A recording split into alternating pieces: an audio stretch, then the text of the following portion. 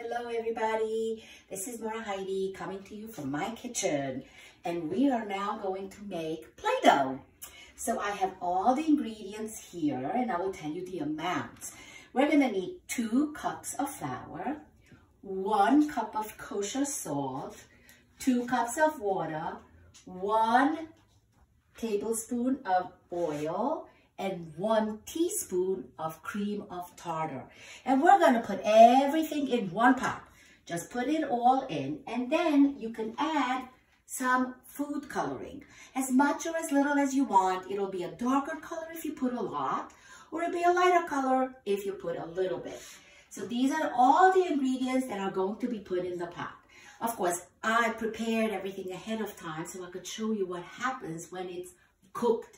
You need to just stir it for a little bit until it gets hard.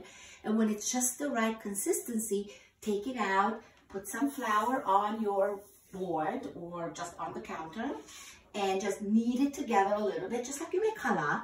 And then when it's all done, when it's all finished, this is what it looks like. This is Play-Doh. And I chose the color blue. Isn't that pretty? So hopefully you'll have a chance to make this with your mommy. Enjoy!